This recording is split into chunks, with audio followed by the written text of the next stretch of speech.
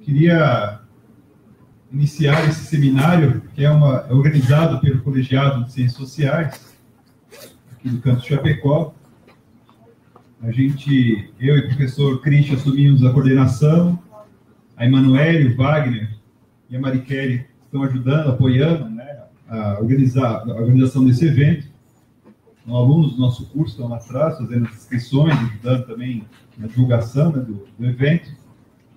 E gostaria de prestar uma homenagem hoje, né, a um grande lutador que faleceu há 6 anos, que se chama Marcelino Chiarello.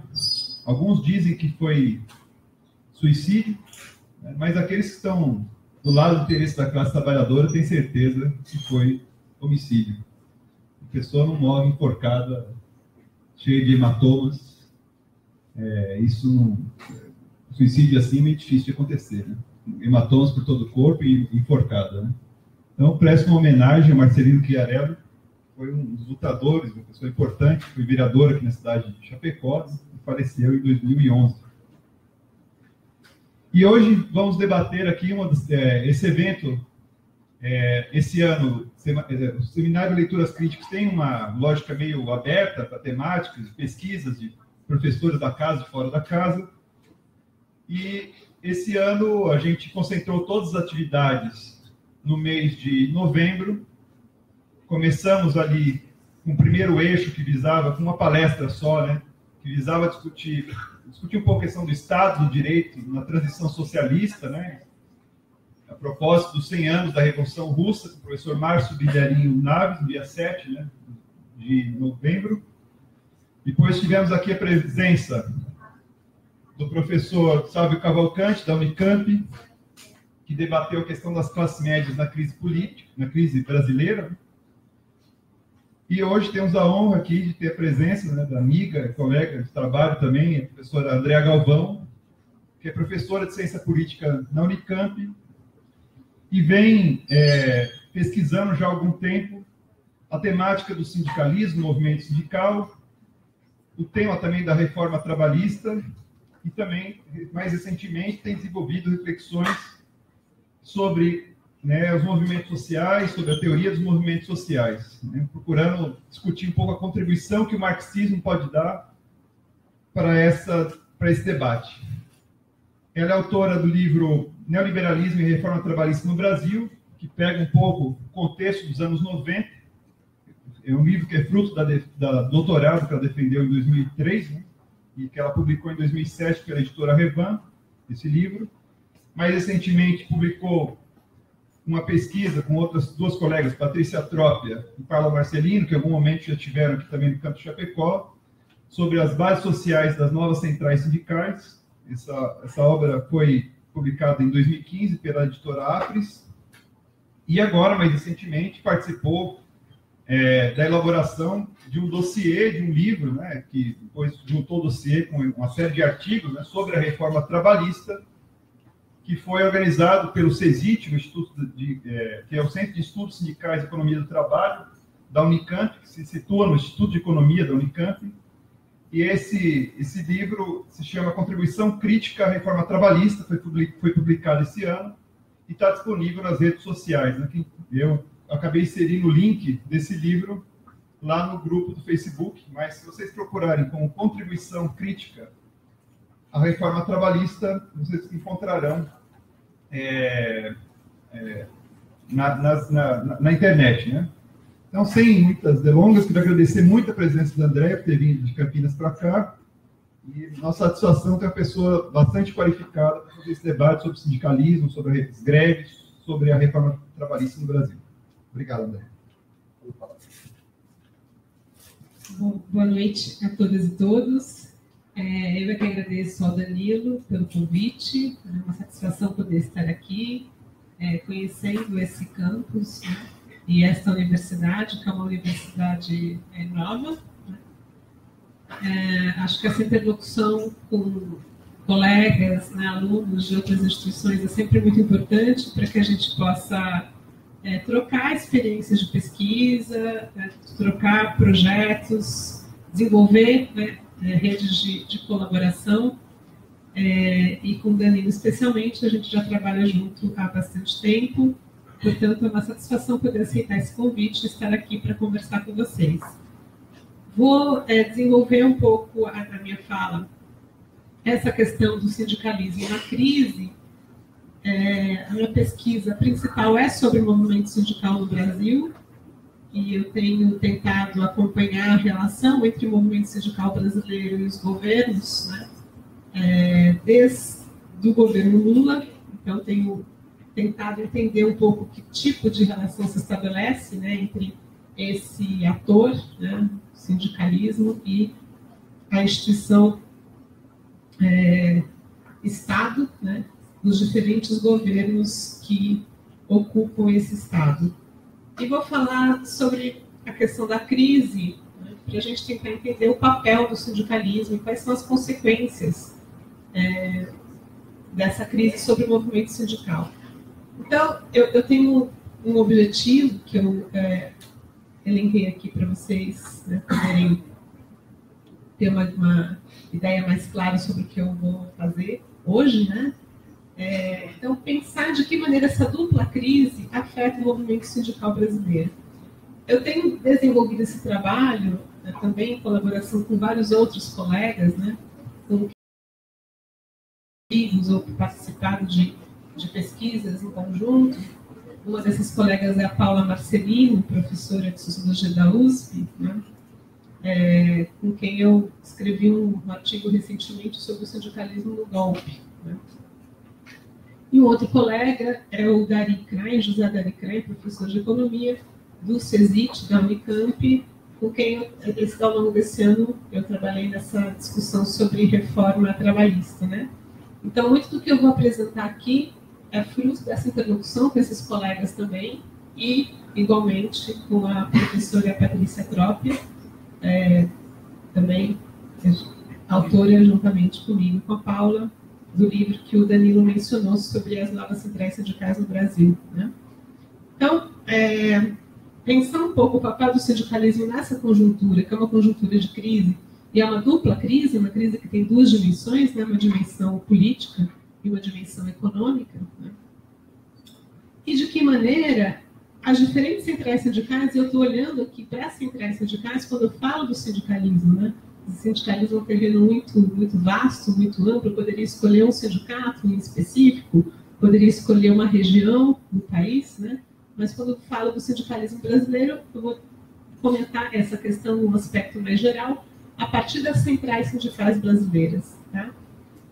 Mas para entender o sindicalismo na crise, é importante dimensionar essa relação, né, a partir do período imediatamente anterior, para a gente poder contrastar esses períodos, né? Então, para entender o sindicalismo na crise, é importante entender o que aconteceu com o sindicalismo no momento imediatamente anterior, para ver que mudanças aconteceram entre um caso e outro, né?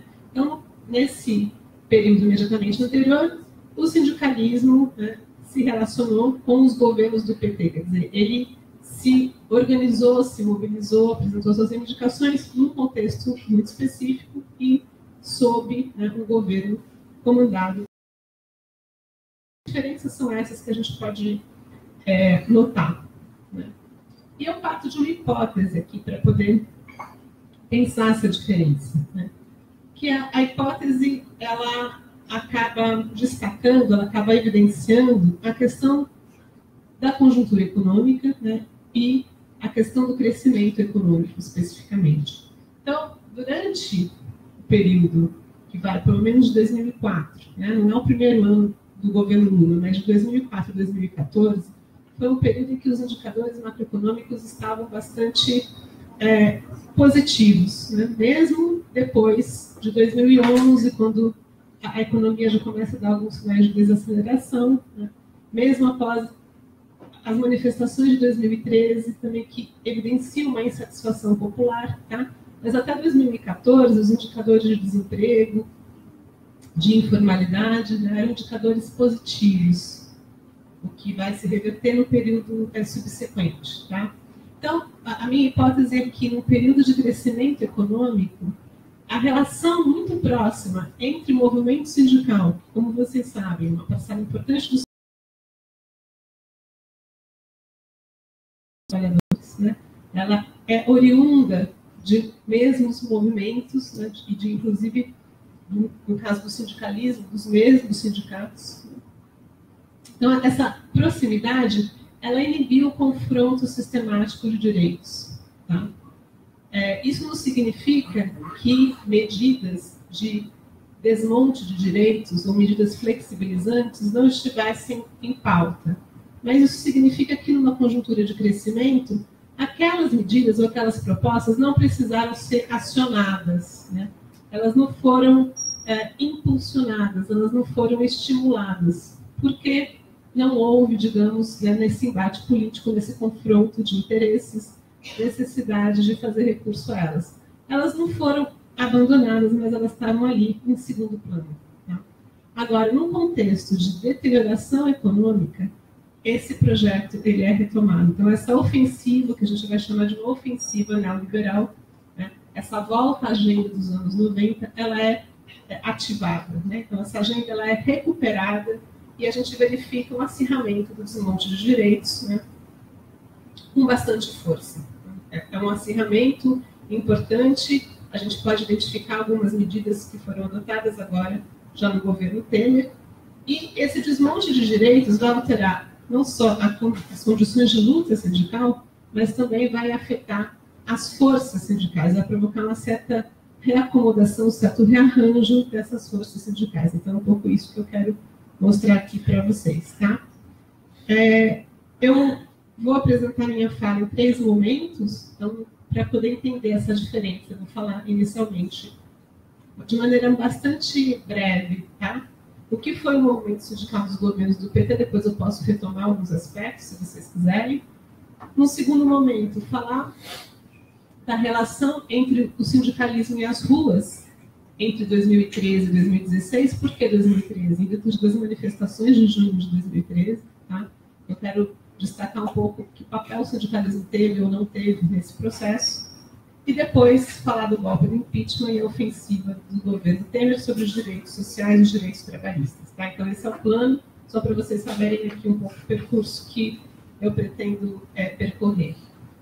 Então, começando, né, da primeira parte, o que a gente pode evidenciar como elementos mais importantes, né, a serem destacados desse contexto, né, do sindicalismo dos governos do PT. A primeira questão que chama a atenção, eu vou mostrar para vocês um quadro que mostra isso, né, vou mostrar uma tabela que mostra isso, é a divisão organizativa das centrais sindicais. Né? A CUT, que continua sendo a maior central sindical brasileira, né, e é a central que tem essa origem comum em relação ao PT, é a central mais próxima do Partido dos Trabalhadores, ela sofre um processo de cisão. Ela dá origem a 3 outras centrais sindicais. Ela dá origem, em 2004, a Conlutas, em 2005, a Intersindical e, em 2007, a CTB. Tá? Então, são 3 centrais sindicais que surgem de dentro da CUT. Esse surgimento ele é provocado por razões diferentes, mas, num primeiro momento, o que a gente percebe é uma insatisfação muito grande de correntes minoritárias da CUT em relação à posição que a CUT estava adotando relativa aos governos do PT. Então, uma certa acomodação política e uma falta, né, de posicionamento mais crítico em relação a várias medidas que, principalmente, o Lula adotou no primeiro ano de governo. Essa divisão organizativa, ela faz com que a gente tenha hoje 13 centrais sindicais, né, registradas no site do Ministério do Trabalho e Emprego. Esse número varia bastante quando a gente consulta de um momento para o outro, né, o site. Às vezes tem uma central que a gente nem imaginava que existisse, né, que está lá colocada, às vezes não são centrais muito atuantes, e com uma baixíssima representatividade. Tá? Vou mostrar a tabela aqui para vocês. A gente tem dessas 13 centrais, digamos, 9, né, que conhecemos, né, conhecemos a origem, conhecemos a procedência e que tem uma manifestação mais presente no cenário político brasileiro. Apesar dessa divisão organizativa, é possível constatar um apoio majoritário dessas centrais sindicais ao governo. Então, num dado momento foram 14, agora são 13, né? Mas dessas 14 centrais sindicais que, digamos, surgiram, né? Tinham 5 já pré-existentes, mas essas novas que surgiram, nesse total de 14, 12 apoiavam o governo, tá? Tirando 2, justamente as 2 primeiras que saem de dentro da CUT, a Conduta Intersindical, as demais, elas sustentavam, elas constituíam a base de apoio dos governos do PT, naquilo que o Armando Boito denominou Frente Neodesenvolvimentista, né? E outros autores vão pensar em termos de uma grande aliança, né? Uma grande aliança entre trabalhadores ou uma aliança de classes, né? Entre trabalhadores e frações da burguesia para sustentar esses governos. A gente pode se perguntar, mas por que os trabalhadores sindicalmente organizados, é uma pergunta importante também para se colocar, né? Quem são esses trabalhadores sindicalmente organizados? Quem que se organiza em sindicatos no Brasil? Por que esses trabalhadores organizados apoiaram tão enfaticamente os governos do PT? Né? Será que é só por conta dessa origem política comum? Eu entendo que não dá para simplesmente, né, justificar esse apoio a partir dessa proximidade política. Há condições materiais, há evidências materiais que justificam esse apoio. Então, essa é a melhora nos indicadores do mercado de trabalho, como eu referi, em relação ao desemprego, em relação à informalidade, em relação a uma distribuição de renda, embora hajam várias controvérsias relativas à distribuição de renda, né? A política de valorização do salário mínimo que o governo adotou. Então, foram medidas que repercutiram positivamente nesses setores, né, sindicalmente organizados, para além deles, né? Mas, no caso dos sindicatos, isso justificou o apoio ao governo. Em relação a essas categorias sindicalmente organizadas, o DIESE faz vários balanços de negociação coletiva, vários balanços de greve. Esses balanços, eles registram aumentos salariais superiores à inflação, ou seja, aumento real de salário, tá? Para diferentes categorias de trabalhadores. As categorias que registraram aumento real de salário, o número passa de 18,8% em 2003 para 90,4% de acordos em 2014, ou seja, né, é muito acordo coletivo com ganho real de salário, né? E também com outras cláusulas, que são cláusulas favoráveis aos trabalhadores, né? Então, isso explica um pouco, materialmente, o porquê desse apoio.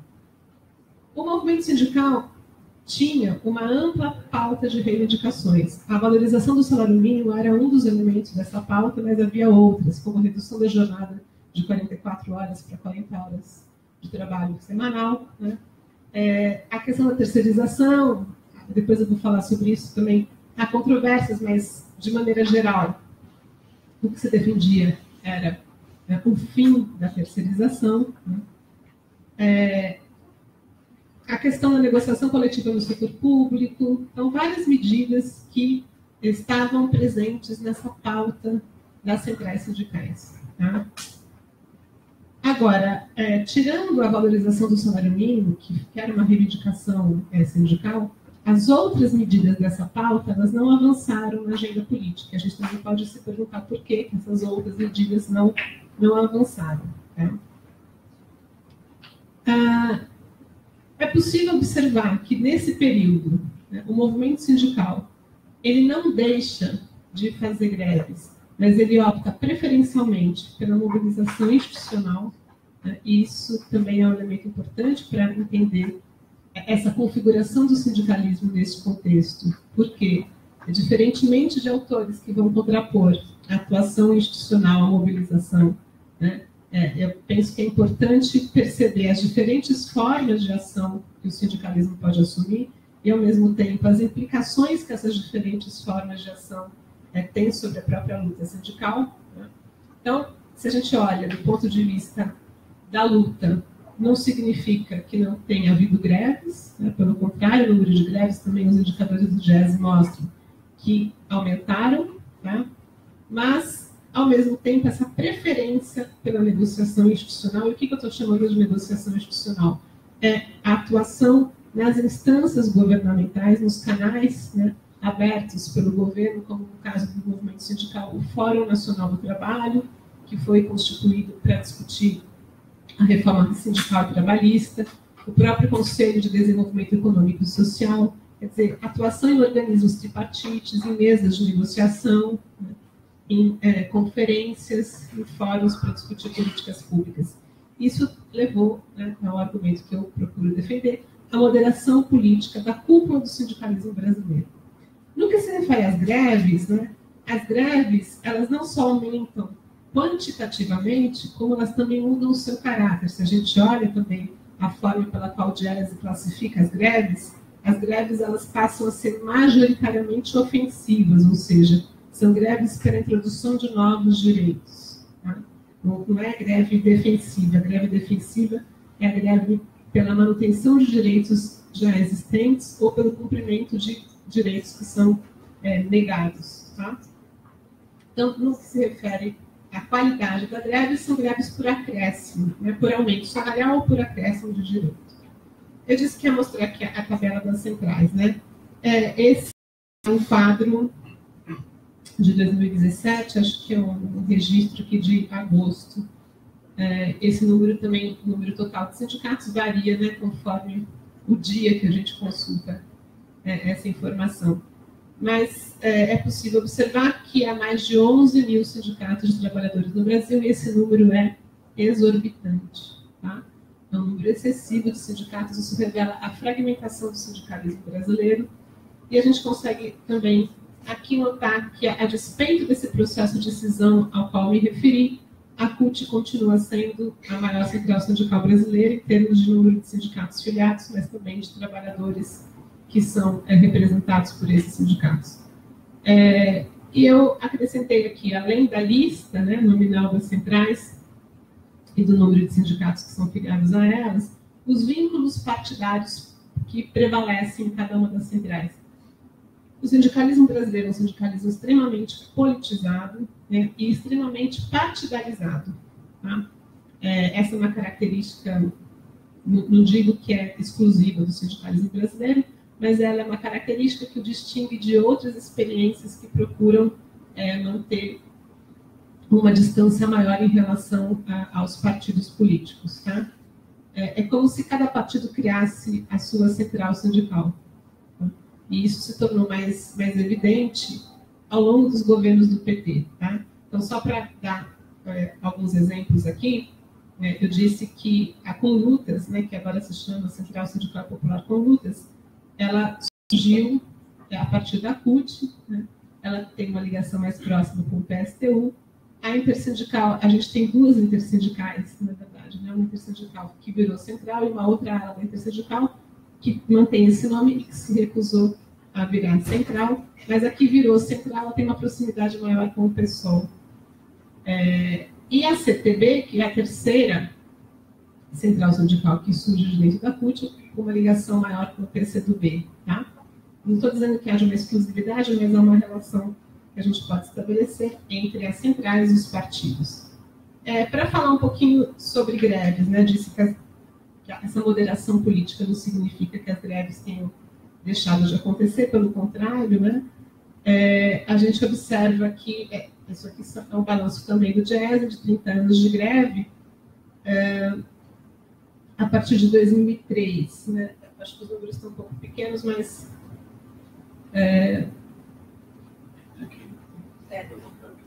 Anota aí, né, por favor. A partir de 2003, para a gente identificar, para localizar aí, né, o primeiro ano do governo Lula, a gente tem um padrão de greves que se mantém. Em 2008 começa a aumentar, né? E depois em 2011, 2012 a curva faz assim, até chegar em 2013, que é o último ano que tem esse balanço. Né? Os dados do GES para 2014, 2015 não estão fechados, mas em 2016 o GES divulgou o dado que mantém, né, na verdade, mantém um viés de alta aí, o número de greves, que passa de 2050, em 2013, para 2093, em 2016, tá? Então, a gente tem um crescimento importante, esse crescimento ele pode ser observado aqui nessa curva. Né?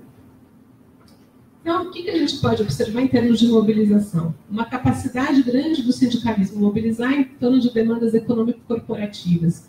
O que eu estou chamando de econômico-corporativas? Né? São demandas que dizem respeito à categoria profissional. Os bancários, os professores, os metalúrgicos, eles têm as suas questões específicas e eles conseguem mobilizar os trabalhadores, né, os sindicatos dessas categorias, para defender suas questões específicas. Agora, essa capacidade de mobilização econômico-corporativa contrasta com uma baixa capacidade de mobilizar em torno de reivindicações mais amplas, em torno de reivindicações que digam respeito à criação de novos direitos. Tá? Então, a gente pode pensar introdução de cláusulas específicas nas pautas, né, de negociação coletiva, nas convenções coletivas. Agora, nunca se refere a uma concepção de direitos que exige a mudança na legislação, aí a dificuldade de mobilizar é grande. Né? A gente também pode se perguntar por que as pessoas se mobilizam menos por direitos universais, direitos abrangentes. E por que se mobilizam mais, né, por demandas corporativas. Tá? Essa é uma questão que a gente pode discutir depois.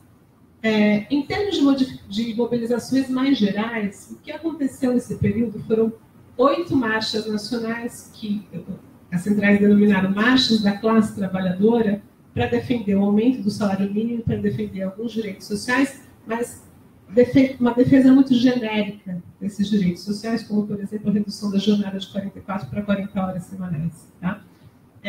Eu também trabalho com a hipótese de que essas mobilizações que aconteciam uma vez por ano eram muito mais pragmáticas, né, do que, de fato, mobilizadoras, do que organizadoras do conjunto dos trabalhadores e formadoras. Né?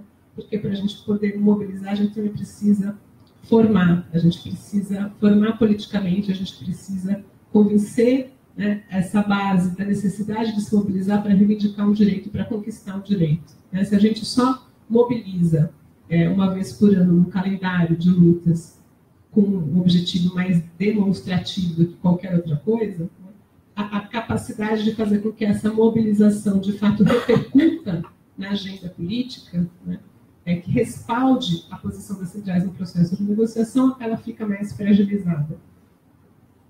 E houve também, no que se refere às mobilizações, 2 protestos contra a crise internacional, quando, né, em 2008, as primeiras notícias, né, do estouro da bolha, né, financeira chegaram e começaram a provocar um grande temor, e não só um temor de demissão, mas também demissões em alguns setores, houve uma mobilização das centrais sindicais para defender a bandeira de luta nenhum direito a menos. Então, essa bandeira que a gente vê hoje, em 2017, ela estava presente lá em 2008 dessa mesma forma. A ideia era lutar contra a demissão, a ideia era lutar pela estabilidade no emprego. Então, isso para falar um pouquinho do que foi o movimento sindical nos governos do PT. No que se refere a esse interregno, né, que eu estou chamando aqui do sindicalismo e as ruas, né,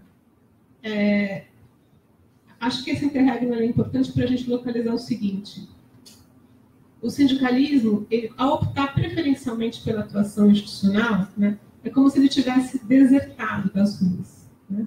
Ele não abandonou completamente as ruas, mas ele deixou de apostar na eficácia da luta de rua. E quem fez isso foram outros movimentos sociais. E o movimento sindical, quando percebe, né, essa mudança, já não consegue estabelecer essa conexão com as ruas. E o primeiro sinal disso foi em 2013. Né? Então, a gente pode pensar, a partir das manifestações de junho de 2013, que os sindicatos perderam o protagonismo das ruas. Isso não significa que não houvesse sindicalistas nas manifestações. Né? Isso não significa que as centrais sindicais não procurassem estar presentes e não tivessem apresentado as suas bandeiras nas manifestações. Mas não foram as centrais sindicais nem os sindicatos que convocaram as jornadas de junho, as chamadas jornadas de junho. E as centrais sindicais, elas padeceram, o sindicalismo de modo geral, do mesmo dos políticos, né, de esquerda. Quer dizer, qualquer bandeira vermelha era rechaçada nesse processo de manifestação, inclusive as bandeiras vermelhas dos sindicatos e das centrais sindicais. Né? Então, isso mostra uma dificuldade muito grande do movimento sindical se conectar, né, para além da sua base mais imediata. Também depois eu vou falar um pouquinho sobre a sindicalização. Tá? O que o movimento sindical faz logo depois das jornadas de junho? Ele chama, né, percebendo esse espírito de mobilização, né, essa capacidade de mobilização que foi deflagrada com as jornadas de junho, as centrais sindicais chamam 2 jornadas de lutas e paralisações para poder avançar aquela longa pauta, aquela extensa pauta de reivindicações que eles tinham, a redução da jornada, o fim da terceirização. Ela foi aumentando essa pauta, né? O fim do fator previdenciário, que é um redutor que incide sobre as aposentadorias, né? O fim da demissão sem justa causa. Mas essas 2 jornadas que aconteceram em julho e agosto de 2013, elas não foram capazes de reunir, de mobilizar, né, os mesmos milhares de pessoas que tinham ido às ruas em junho. O que mostra já essa dificuldade, né, ou um outro elemento que a gente poderia agregar aqui, uma perda de confiança dos trabalhadores na instituição sindical.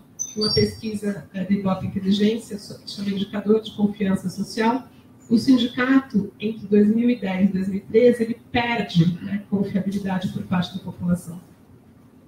Depois recupera, né, mas recupera já num outro contexto. E nesse período, que vai de 2013 a 2016, as centrais sindicais, elas também fazem outras manifestações. Essas, sim, começam a ganhar uma repercussão maior e contar com uma adesão maior, que diz respeito especificamente à terceirização. Né? Porque, como vocês sabem, foi aprovado este ano, né, um projeto de lei que amplia as possibilidades de terceirização para qualquer ramo de atividade. A terceirização ela é uma medida nefasta do ponto de vista do trabalhador, porque ela rebaixa as condições de trabalho. O trabalhador terceirizado, as pesquisas indicam, embora a Folha de São Paulo diga que não, mas as pesquisas indicam que ganha menos do que o trabalhador contratado diretamente pela empresa, né? Ele sofre mais acidente de trabalho, o trabalho em situação análoga à escravidão, ele é mais frequente entre o trabalhador terceirizado. Então, uma série de medidas que são prejudiciais para os trabalhadores. E como essa experiência de terceirização ela se alastrou, e durante os governos do PT a terceirização não foi combatida, né, não houve uma redução da terceirização, essa experiência é uma experiência muito viva e muito próxima ao trabalhador. Né?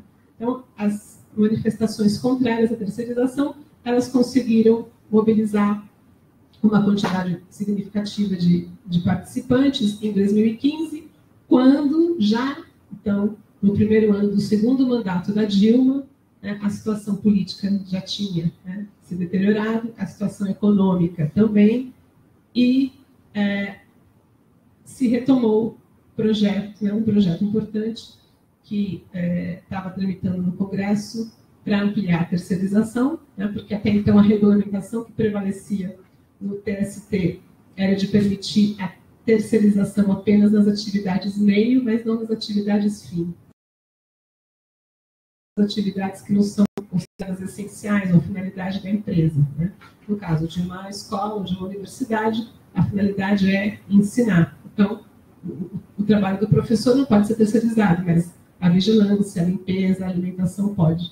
Né? Então, essas manifestações, elas conseguiram, digamos, né, reconectar o sindicalismo com os trabalhadores e com as ruas, mas logo, né, vem o processo todo do impeachment e acelera a tramitação de toda a discussão sobre terceirização de um lado e também muda o cenário político, de modo que o interlocutor não é mais o governo Dilma, né, vai passar a ser o governo Temer. Mas antes de falar sobre esse período mais recente do governo Temer, queria discutir um pouquinho quem que é o sindicalizado no Brasil. Porque a gente poderia se perguntar, bom, será que esse trabalhador terceirizado, será que o trabalhador precário, ele é sindicalizado? Trouxe aqui alguns dados de sindicalização por atividade, mas o primeiro dado diz respeito ao Brasil. Segundo a PNAD de 2015, há 18,8% de trabalhadores sindicalizados no Brasil. Esse número varia conforme o setor. Tá?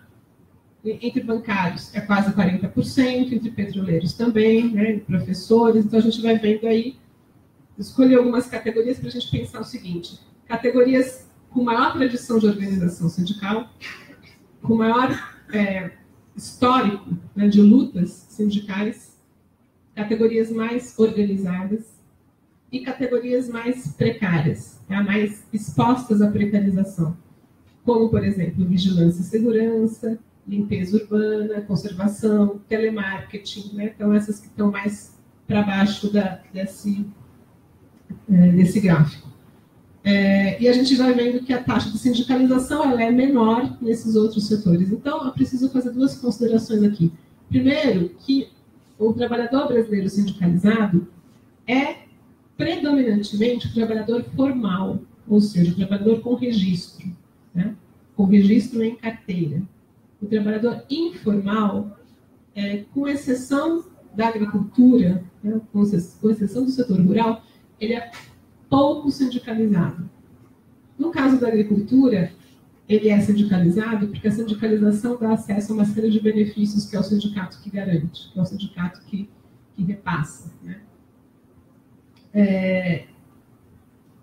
Apesar de haver alguns sindicatos de trabalhadores, né, autônomos, apesar de haver alguma sindicalização, né, de trabalhadores que a gente poderia pensar como motoboys, inclusive há sindicatos de motoboys, né, sindicatos de ambulantes, a sindicalização ela é predominantemente algo que concerne o trabalhador formal.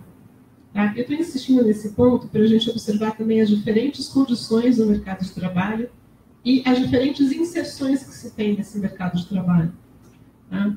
Para que a gente possa também se colocar a seguinte questão: quem se mobiliza quando um sindicato ou uma central sindical convoca uma manifestação, convoca uma greve geral?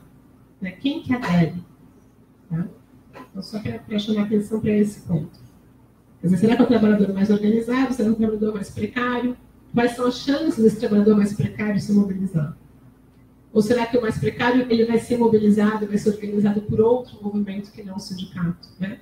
Nós, no nosso grupo, temos colegas que pesquisaram o movimento dos trabalhadores sem teto, né, e sem terra, que combinam, né, esses movimentos sociais, eles combinam uma questão de luta pela terra, né, ao mesmo tempo uma solução para a moradia, né, a luta pela moradia, no caso urbana, ou a luta pela terra como uma alternativa de emprego e, ao mesmo tempo, alternativa de moradia. Né? Então, são movimentos que organizam e representam esse trabalhador precário, que a gente pode chamar de massa marginal, que é uma inserção, né, marginal nas relações sociais de produção capitalista. Quando a gente se pergunta por que os trabalhadores se filiam ao sindicato, né, então, desses 18% que são filiados, né, esse é um indicador do IBGE, dessa pesquisa que se chama Aspectos das Relações de Trabalho e Sindicalização, que se refere à PNAD de 2015, 50% dos filiados entendem que o sindicato é uma instituição de defesa dos trabalhadores. Mas alguns se filiam porque acham que a filiação é obrigatória. E aí a gente pode pensar no papel do imposto sindical para essa compreensão de que a filiação é obrigatória. Tá? E 20% desses 18% dos filiados se filiam por conta dos serviços, assistência jurídica, serviços médicos, odontológicos, colônias de férias, etc. Só que desses 18% de filiados, apenas 18% participam das atividades que o sindicato organiza, né? Não só assembleias, mas também as manifestações, atividades de formação, debates e tudo mais. Então, isso mostra que, ainda que a taxa de sindicalização no Brasil possa ser considerada elevada, se comparada a outros países, esse militantismo, né, do trabalhador brasileiro é muito baixo, né? Ele não é muito mobilizado pela instituição que supostamente o representa. Tá? E daqueles que não se filiam, muitos dizem que não conhecem qual é o sindicato que o representa, desconhecem o sindicato, acham que o sindicato não oferece o serviço que ele deseja, né, ou não confiam no sindicato. Tá? E aí uma parte importante entende que a contribuição é cara, e isso se torna mais premente quando o trabalhador está desempregado. Né? Quer dizer, além de ter, pelas regras, né, que regem a legislação sindical brasileira, além de ter um dia de trabalho descontado compulsoriamente, né, que é o imposto sindical, que agora mudou com a reforma, o trabalhador sindicalizado, voluntariamente filiado, ele paga uma cotização para o seu sindicato. E isso pesa quando se ganha pouco, né, ou quando se está desempregado. Que mobilizações esse sindicalismo conduziu na crise do impeachment? O que a gente pode observar nesse momento de crise? Primeiro, seguindo um pouco essa trajetória que vem desde 2013, né, por isso que eu acho que é importante localizar temporalmente e reconstruir esse histórico, os sindicatos eles não participaram de maneira muito ativa nas mobilizações pelo impeachment. Tá? As mobilizações que começam lá, né, em 2015, com as mobilizações verde e amarelo, mas a iminência do golpe, ela levou, né, essa uma hipótese que eu sustento, ao realinhamento na posição das centrais. Tá? A gente verifica a constituição de duas frentes, a Frente Brasil Popular e a Frente Povo Sem Medo, que contam com a participação de centrais sindicais. No caso da Brasil Popular, a CUT e a CTB são as duas principais centrais que estão articuladas ao MST e outros movimentos. E no caso da Povo Sem Medo, de novo, a CUT e a CTB, mas aí junto com a Intersindical e com o MTST. Né? A Intersindical, é interessante observar aqui que ela tinha saído da CUT e passa, nesse momento, a promover manifestações de novo em conjunto com a CUT. Né? Então, a CTB e a CUT constituíram um racha que nunca gerou um divórcio. Né? Elas fizeram, sempre essas duas centrais promoveram manifestações conjuntas, mas a Intersindical tinha se afastado, fazendo uma crítica ao posicionamento da CUT. E, nesse momento de crise política, volta a promover ações conjuntas. Tá? Então, essas, o que eu estou chamando aqui de maiores centrais de centro-esquerda, elas tiveram um papel importante na articulação dessas frentes políticas, mas elas pouco mobilizaram efetivamente a população para resistir ao golpe. Então, quando a gente observa as manifestações contrárias ao impeachment, a maior parte dos manifestantes eram do movimento do sem-teto e não do movimento sindical. Tá? Então, tinha lá bandeiras, tinha balões das centrais sindicais, mas as centrais pouco mobilizaram. A gente também pode discutir um pouquinho, né, quais são as razões disso. Agora, um elemento importante a considerar é que uma daquelas centrais que tinha se aliado aos governos do PT, né, já na eleição de 2014, se descola, que é a força sindical, e a força, uma parte importante, apoiou o Aécio nas eleições de 2014, e também apoia o impeachment. Né? O presidente da força, o Paulinho, que também é deputado federal, foi um dos grandes artífices do processo de impeachment e articulou bastante nos bastidores para chegar a esse resultado. Né? Articulou nos bastidores, articulou com o Temer, quer dizer, acreditava que poderia negociar com o Temer, né, uma posição melhor para a própria força sindical no governo Temer. E a Conlutas, né, que é essa central que sai a primeira a romper com a CUT, ela adota uma posição de fora todos, né? Uma posição de que não se trata de apoiar Dilma, não se trata de apoiar o Temer, na verdade é fora todos, tanto do ponto de vista do Executivo quanto do Congresso Nacional, né? Não confiar em nenhuma alternativa colocada. Então, esse é para a gente também pincelar um pouco esse cenário durante o processo de impeachment e na crise do impeachment.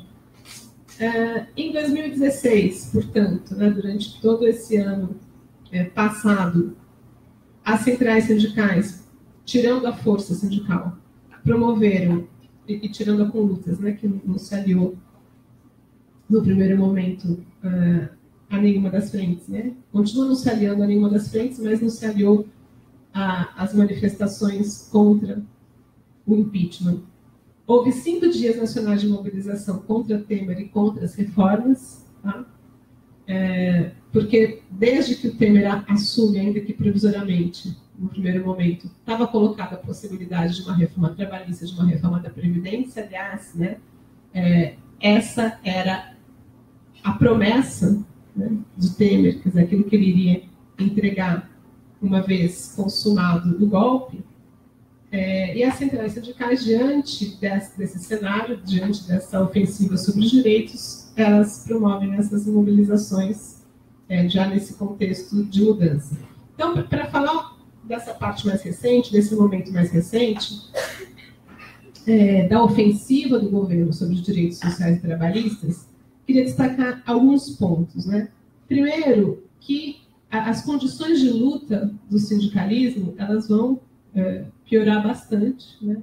As condições materiais, aquelas condições que eram favoráveis aos governos do PT, elas vão se deteriorar diante das medidas que o governo adota, como a austeridade, né? Como a PEC, que vai congelar gastos para a saúde, para a educação, quer dizer, corte de recursos públicos para ministérios, né?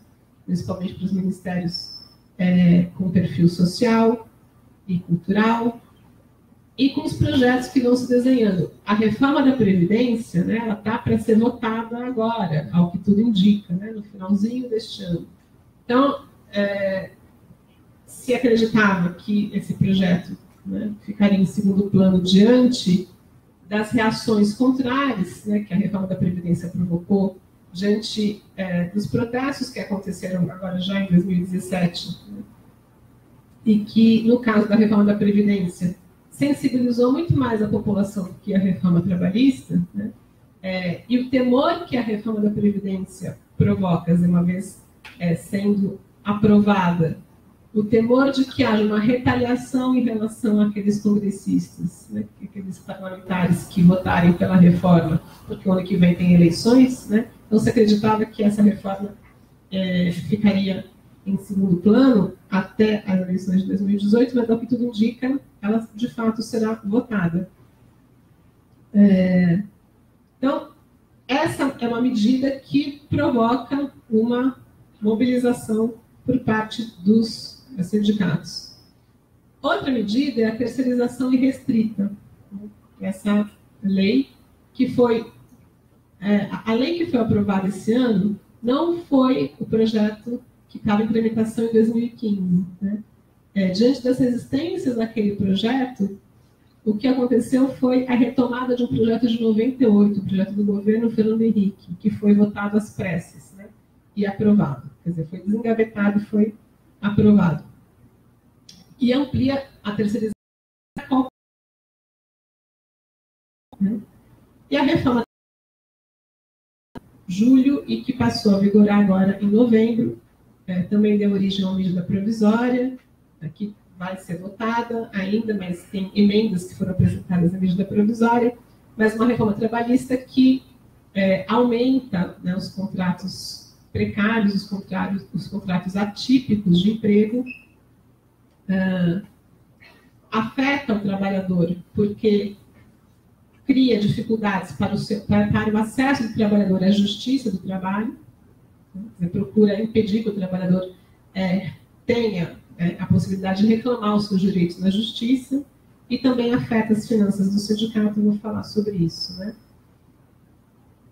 E nesse cenário, o que a gente observa é uma deterioração profunda dos indicadores socioeconômicos, né? Então, o desemprego ele explode, o desemprego que estava em 6,5%, ele vai para 13%. Né? Há uma reversão em termos de distribuição de renda, há uma reversão em termos de informalidade, e essas medidas todas, evidentemente, provocam, né, uma nova condição de luta, fazendo com que o sindicalismo assuma uma posição defensiva. Então, quando a gente olha para aqueles mesmos balanços aos quais eu fiz referência antes, é possível observar que as reivindicações, as reivindicações defensivas, elas aumentam nas greves, né? Essas reivindicações elas vêm aumentando já desde 2013, né? Estando presentes em 75% das greves deflagradas, mas em 2016, 81% das greves incluíam reivindicações de caráter defensivo. Isso contrasta com aqueles 68%, se não me engano, de reivindicações ofensivas do período anterior. A gente também observa, a partir dos balanços de negociação coletiva feitos pelo DIEESE, né, que aqueles reajustes salariais acima da inflação também, né, deixam de acontecer. Né. Em 2014, eram 90% dos acordos. Né, só para vocês se lembrarem, em 2015, esse indicador cai para 52%, e em 2016, só 19% dos acordos coletivos contemplam ganho real acima da inflação, tá? Um reajuste real de salário. No que se refere à reforma trabalhista, essa lei 13.467, ela autoriza a derrogação da lei pela negociação, quer dizer, um dos elementos fundamentais da reforma, né, uma das reivindicações fundamentais da reforma, era possibilitar que o negociado, né, seja, né, mais importante, suplante aquilo que a lei assegura. Né? Isso, no sistema jurídico brasileiro, é possível desde que aquilo que é negociado seja mais favorável àquilo que a lei estabelece, quer dizer, seja melhor do que o que a lei garante. Se o que for negociado for inferior, for menos do que a lei assegura, isso não tem validade jurídica. Né? Mas a negociação ela tem força de lei. O que essa nova lei aprovada estabelece é a possibilidade de reduzir direitos mediante a negociação entre as partes. Né? E o argumento utilizado é que isso significa modernizar as relações de trabalho e significa dar segurança, quer dizer, possibilitaria da segurança jurídica para as partes que poderiam fazer valer a sua vontade. Né? Se diante de uma situação difícil, os trabalhadores aceitam abrir mão, algo que a Constituição já autoriza, né? Abrir mão de salário, né? Que assim seja feito, quer dizer, é a vontade das partes que negociam em condições supostamente livres e iguais. Né? Então, essa lei autoriza a derrogação da lei pela negociação para qualquer condição. Né? Seja jornada, seja salário, seja quer dizer, a possibilidade de mudar férias. Né? Tudo passa, né, a ser regido pela negociação. A lei também expande as modalidades de contratação precária, como o trabalho intermitente, né, o trabalho, quer dizer, que você trabalha alguns períodos e deixa de trabalhar outros, e só recebe pelos períodos e pelas horas efetivamente trabalhadas. Né? Isso significa que o trabalhador que trabalha 10 horas por semana, né, vai receber um referente a 10 horas. Se ele trabalhar 1 hora, né, 1 hora por dia ou 5 horas no final de semana, digamos, né, um estudante que no final de semana trabalha numa loja ou é garçom de um restaurante para poder sobreviver, ele vai receber por aquelas 5 horas. Quer dizer, não tem a garantia de um salário mínimo vigente no final do mês. Né? A adoção do teletrabalho. O teletrabalho é o trabalho realizado fora da dependência da empresa, fazendo com que esse trabalho não seja controlado. As horas que o trabalhador trabalha em regime de teletrabalho, né, não são controladas, não são regulamentadas. Isso expõe o trabalhador a uma sobrecarga enorme de trabalho, né, ao acúmulo e ao adoecimento. O trabalho em tempo parcial, quer dizer, várias formas de contratação.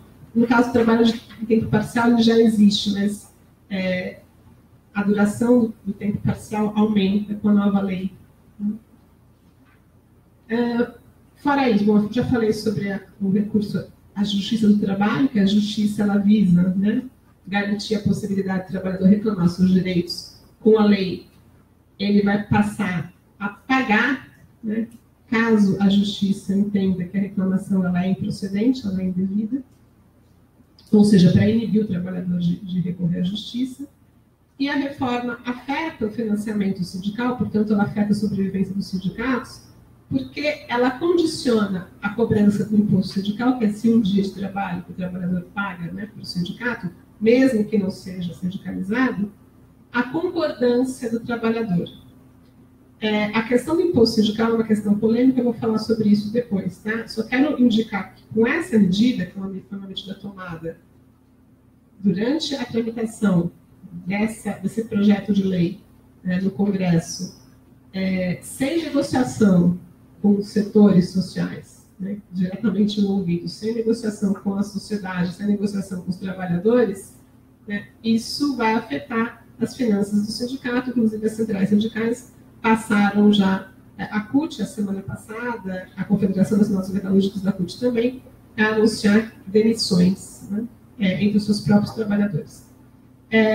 Se vocês quiserem ler coisas sobre a reforma, no site do CESIT tem o livro que o Danilo mencionou, mas também uma outra pesquisa que a gente fez recentemente, em que apresentamos alguns textos para subsidiar a discussão sobre a reforma, em que nós traçamos alguns cenários possíveis, né, para pensar qual é o impacto da reforma sobre os trabalhadores, os sindicatos.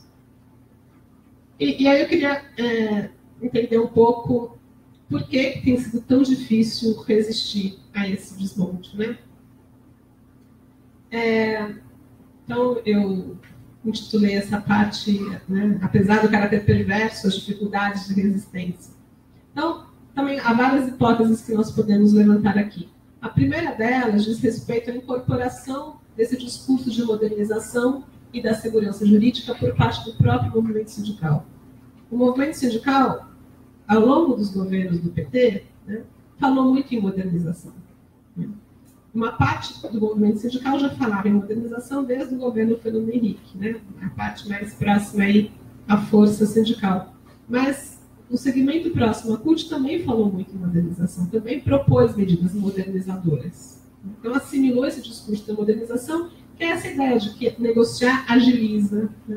Essa ideia de que a CLT ela é obsoleta, a CLT, as leis contidas na CLT foram editadas durante a década de 30, a CLT é de 43. Então, como manter uma legislação tão antiga, né, se o mundo do trabalho mudou, se a dinâmica da economia mudou, se o capitalismo, né, se alterou, a forma, né, de produção, pensando um pouco no impacto da tecnologia, pensando na questão da organização do trabalho, das empresas. Então, por que não adaptar a lei a esse novo contexto, né? Então, o movimento sindical ele vai assimilar essa ideia de modernização, vai assimilar essa ideia de segurança jurídica, dizendo que a justiça ela intervém para declarar nulidades de contratos que são a expressão da livre vontade das partes.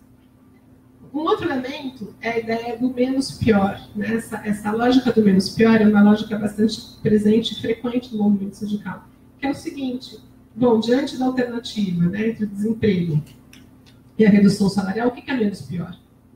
Eu vou abrir mão do quê? Né? Do emprego ou do salário? Eu vou abrir mão do salário, fico com o emprego. Né? Então, essa lógica do menos pior, ela vai também sendo assimilada pelos sindicatos e pelos trabalhadores, porque ela faz sentido, é difícil combater essa lógica, é difícil desmontar. Né? E o movimento sindical ele vai entrando em negociações baseado nessa lógica. A questão é que essa lógica do menos pior, ela vai minando cada vez mais as possibilidades de resistência, né? De exceção em exceção, a gente chega abaixo do nível do mar, né? Assim, o menos pior, ele é sempre mais fundo, né? Porque o padrão, na verdade, o padrão que orienta esse processo de reforma, e é interessante quando a gente estuda as reformas, né?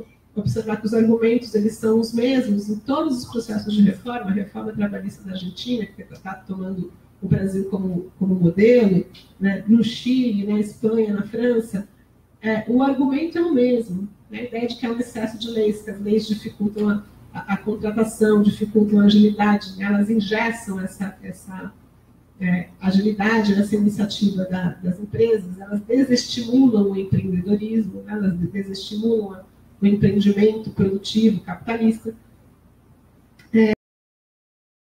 Eles são bastante disseminados, mas qual que é a ideia? Qual que é o modelo? É o modelo de menos direitos possível, né? De custo mais baixo do trabalho possível. É o modelo Bangladesh, né? Um pouco essa ideia de que podemos trabalhar por menos, né? Então, o mínimo é cada vez menor. Bom, as dificuldades de resistência também se explicam não só pela fragilidade do movimento sindical, mas pela falta de unidade do movimento sindical. Tá? Quer dizer, o movimento sindical ele se reconfigurou nesse momento do impeachment para poder resistir ao impeachment, para se contrapor ao impeachment, mas não tem uma posição única em relação à reforma trabalhista, porque, como eu disse, uma parte dele assimila essa ideia de modernização, assimila, inclusive, a terceirização, daqui a pouquinho eu vou falar sobre isso, e não tem uma única estratégia para enfrentar a reforma. Tá? As estratégias elas vão na negociação, a mobilização, enfim, há divergências aí. Um outro elemento a ser considerado é a excessiva fragmentação do sindicalismo, né? Eu disse ali anteriormente que há 11 mil sindicatos trabalhadores no Brasil. Essa fragmentação ela acaba dificultando a resistência de modo mais articulado, de modo mais unificado. E a dependência do movimento sindical diante do Estado em virtude dessa dependência excessiva do ponto de vista financeiro. Quer dizer, o movimento sindical que depende do imposto sindical para sobreviver, né, que depende do monopólio da representação para dizer quem que vai representar aqueles trabalhadores, né, se é o sindicato X ou se é o sindicato Y, isso também faz com que o sindicato, tirando algumas exceções, que são as exceções mais conhecidas, os sindicatos mais conhecidos, né, que ele tem uma posição de acomodação política, predominantemente. Outro elemento é que, enquanto no caso da reforma da Previdência, o movimento sindical conseguiu sensibilizar a população, dizendo, olha, você vai trabalhar até morrer, você vai trabalhar até ter 100 anos, né, e não vai se aposentar. Várias escolas, pensando principalmente nas escolas, né, fizeram manifestações de professores indo de preto para as aulas, com um número, né, nas costas, indicando qual idade que o trabalhador teria que se aposentar, quer dizer, até quando o professor teria que ficar em sala de aula, né? Foram várias as charges que apareceram mostrando as professoras de bengala, etc. Isso sensibilizou a população. No caso da reforma trabalhista, não se conseguiu transmitir, né, de modo mais amplo, os efeitos negativos, os impactos negativos da reforma. Essa ideia de que é moderno o teletrabalho, de que é moderno o Uber, né, que é o empreendedor, quer dizer, é o trabalhador que é empreendedor de si mesmo, né, que consegue vender a sua capacidade de trabalho e gerenciar a sua carreira da forma que for mais conveniente para ele mesmo. Esse individualismo, que é um elemento também ativado pela ideologia neoliberal, tudo isso dificulta a resistência. Então, quais são os desafios aqui para a gente pensar daqui para frente, né? Em relação às estratégias, a estratégia negociação ou mobilização, não estou dizendo que seja uma coisa ou outra, né? Negociação e ou, né? Mas alguns sindicatos e centrais apostam mais numa estratégia do que em outras, né? Alguns apostam nas duas, mas, enfim, não estão conseguindo mobilizar efetivamente. Em relação ao imposto sindical, o imposto sindical ele é bastante controverso entre dirigentes sindicais. Alguns vão falar, não, nós não queremos essa dependência em relação ao imposto sindical. Mas eles querem trocar o imposto por uma outra negociação, por uma outra contribuição chamada contribuição negocial, que também é uma contribuição assegurada pelo Estado. Então, na minha perspectiva, é trocar 6 por meia dúzia. Né? É trocar uma contribuição por outra que também é compulsória. Mas algumas centrais apostaram, e aí principalmente a Força Sindical, a UGT, apostaram na possibilidade de negociação com o governo sobre justamente essa mudança. E a medida provisória que o governo encaminhou não toca nessa questão do financiamento. Algumas centrais estão dizendo que isso é uma traição do governo, que o governo já prometeu que iria resolver esse ponto, não resolveu. Então, a ver como isso vai continuar. Em relação à terceirização, há várias controvérsias e várias polêmicas, porque alguns sindicatos só existem por conta da terceirização, em virtude desse sistema fragmentado que caracteriza o sindicalismo brasileiro. Então, a gente tem, por exemplo, o trabalhador de telemarketing. O trabalhador de telemarketing ele tem um sindicato à parte, mesmo que esse trabalhador preste serviço para um banco. Ele não é bancário, ele é operador de telemarketing. São sindicatos diferentes, né? Então, esse sindicato que só existe porque existe trabalho terceirizado, por exemplo, pensar trabalhador de limpeza, né? Pensar trabalho de vigilante, ele não vai ser representado pelo sistema sindical brasileiro, pelo mesmo sindicato que um trabalhador da empresa para a qual ele presta serviço. Então, de que maneira a gente pode pensar a unificação dos sindicatos para poder resistir a essa avalanche, né? Na medida em que há sindicatos que não vão se opor, embora falem, né, criticamente contra a terceirização, eles não vão se opor à terceirização, porque eles só existem em virtude desse processo. E a gente tem o desafio de representar os trabalhadores precários, né? Esse trabalhador que pode prestar serviço um dia para uma empresa, outro dia para outra empresa. E quem vai representar esse trabalhador? Quem vai representar esse trabalhador que com essa reforma vai ficar mais vulnerável ainda, né? Mais exposto à insegurança? Então, para falar das estratégias, algumas centrais sindicais negociaram a medida provisória com o governo, outras se recusaram a negociar com o governo golpista e ilegítimo, que ficou, né, no caso da CUT, por exemplo, ela se manteve fora da negociação. A CUT, a Conlutas Intersindical. A CUT, por sua vez, né, ela encabeçou a elaboração de um projeto de lei de iniciativa popular pela revogação da reforma. Algumas centrais, eu listei aí quais são, né, foram denunciar o governo brasileiro na OIT e na OEA, para denunciar a reforma. Outras vão investir numa campanha de sindicalização pelo seguinte: olha, se a gente está ficando sem recurso financeiro, né, como que a gente pode reverter essa falta de financiamento? É através da filiação de trabalhadores. Os trabalhadores são a força do sindicato, afinal de contas. Né? Então, filiar o trabalhador através da sindicalização significa a possibilidade de garantir a manutenção da existência do sindicato.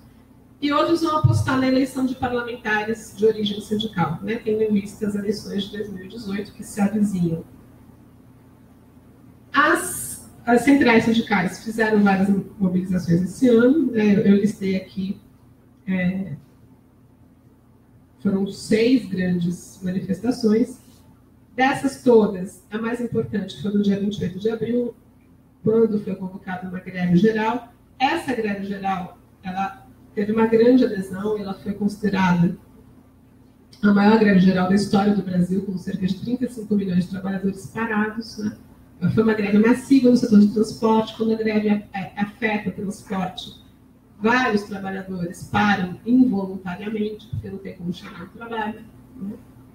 Mas há um contraste grande entre a greve de abril e a greve de junho, por exemplo, né? Que também se pretendeu uma greve geral, às vésperas da votação da reforma trabalhista, mas que não teve o mesmo efeito. A gente também pode discutir por quê.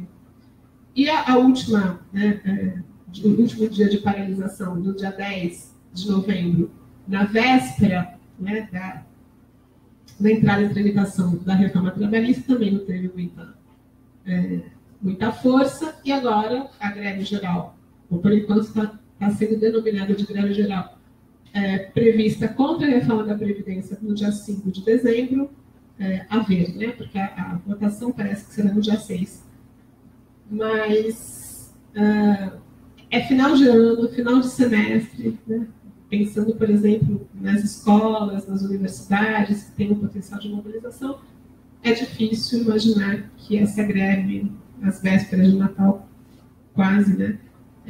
Pensando um pouco no histórico brasileiro, pensando nessa trajetória brasileira, é difícil imaginar que ela vai ter tanto sucesso quanto a greve geral de abril, embora, como eu disse, a questão da Previdência, né, tocou mais fundo do que a questão trabalhista.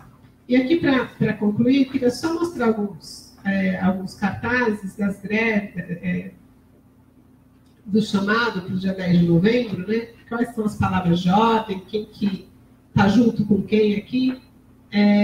Então, aqui, esse primeiro cartaz, que é desse movimento chamado Brasil Metalúrgico, que reúne todas as centrais sindicais, e aí sim a força sindical acabou, né?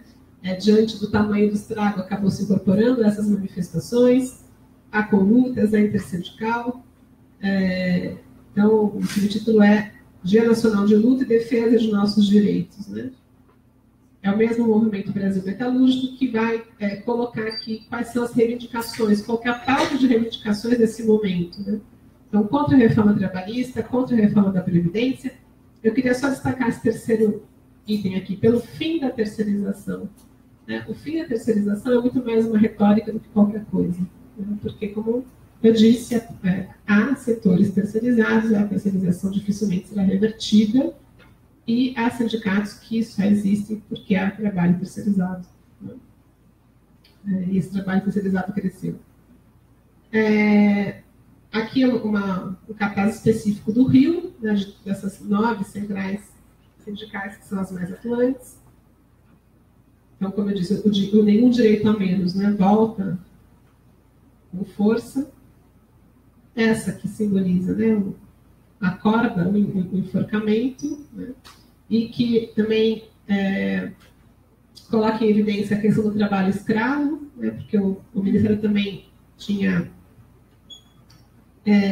baixado uma portaria que mudava, né, a fiscalização do trabalho escravo, e com isso impedia a verdadeira averiguação e punição do trabalho escravo no Brasil, quer dizer, representava um retrocesso em relação ao combate ao trabalho escravo. Essa, que é da Intersindical, eu acho que ela é particularmente infeliz, porque ela tem como subtítulo aí a apatia e divisão, e a imagem de uma mulher, que a gente poderia falar, bom, mas por que a apatia e a divisão está tão vinculada à figura de uma mulher que, com os trajes, a gente poderia falar, representaria uma dona de casa, talvez, quer dizer, a associação entre mulher e apatia, né? Enfim, eu acho que esse cartaz é muito infeliz na sua concepção. E um cartaz específico sobre a questão da educação, elaborado pelo Andes e pela Fazubra, né? Então, contra a reforma da Previdência, contra a reforma trabalhista, em defesa da educação pública e nenhum direito a menos. Então, a gente vê que tem mobilização, tem palavra de ordem, né? Tem tentativas de articulação conjunta, mas, né, para terminar, então, eu já falei bastante, observar que a ausência de uma estratégia unificada fragilizou as possibilidades de resistência. Mas, ao mesmo tempo, à medida que os ataques aos direitos vão, né, se acumulando, houve um certo realinhamento das centrais. Tá? Então, inclusive, a força que apoiou o impeachment, né, que era favorável à terceirização, ela recuou um pouco agora esse ano, mas ainda assim a gente tem duas posições, né? Um grupo mais disposto a negociar e um grupo menos disposto a negociar. E a gente observa, portanto, diferenças político-ideológicas que são significativas. Essas mobilizações, essas greves, elas foram importantes, mas elas não foram suficientes para barrar a reforma trabalhista. A gente vê que a reforma aconteceu a despeito das greves, talvez não seja suficiente para barrar a reforma da Previdência. Então, acho que é importante fazer uma reflexão sobre as dificuldades, não só de mobilizar, de colocar a gente na rua, de fazer luta de rua, mas de fazer com que, a partir dessa luta de rua, a gente consiga um resultado político. E para terminar mesmo, a questão do calendário eleitoral também interfere nessa dinâmica. Por quê? Algumas centrais sindicais vão adotar como palavra de ordem direta já, né, eleições gerais para presidente, para parlamentares. Né? Outras vão se colocar diante da situação, bom, mas eleições gerais, para quem assumir? Né? Quais são os candidatos? Qual é a possibilidade que a gente tem diante, né, do nosso horizonte? Então, talvez seja melhor que o Temer conclua o mandato, tentar, né, fazer com que ele não avance nas reformas daqui para o final do mandato, mas que ele conclua o mandato. Uma outra posição que diz respeito à definição de candidaturas para 2018. Né? Então, vamos apostar nos candidatos que virão em 2018 e já tentar identificar quais são as possibilidades de vitória e de uma retomada no futuro imediato. Bom, o que eu procurei indicar aqui é que as reformas afetam a base de representação dos sindicatos, né? Elas promovem uma maior fragmentação, porque elas criam diferentes categorias de trabalhadores, né? O aumento da terceirização, o aumento desses contratos precários, essas modalidades novas, né, que fazem com que o trabalhador não seja representado por ninguém. Então, isso fragiliza o sindicato. A reforma, ela fragiliza as finanças do sindicato, não só porque tem a questão do imposto sindical se tornar, né, optativo, se tornar facultativo, mas também porque com desemprego, porque com esses contratos, né, que não garantem o salário mínimo, quem vai se filiar ao sindicato? Né? Isso também vai reduzir a base de representação dos sindicatos. E com a reforma da Previdência, a gente vai ter também uma situação bastante complicada, porque o trabalhador vai ter uma dificuldade enorme para o trabalhador, com esses contratos precários, né, tendo que complementar a sua renda, né, de outra forma, e não garantindo o suficiente para ter uma aposentadoria, né, ele vai precisar completar, não sei de que forma, né, o valor daquilo que ele ganha para poder contribuir para a Previdência, e vai precisar trabalhar durante muito mais tempo para tentar comprovar o tempo de contribuição para algum dia, quem sabe, talvez se aposentar. Então, a gente tem um cenário bastante trágico no horizonte, um cenário bastante pessimista, que revela tempos difíceis para o movimento sindical. Então, eu concluo dessa forma tanto quanto pessimista, mas acho que o que a gente tem no horizonte diante dessa crise é isso. Obrigada pela atenção de vocês.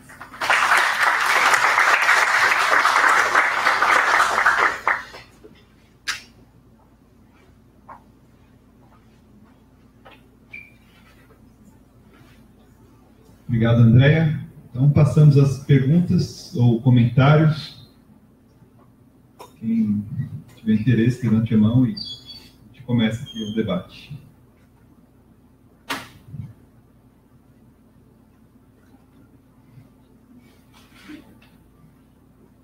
Ninguém? Pode ser. Fala aqui que está gravando. Por favor. Presente.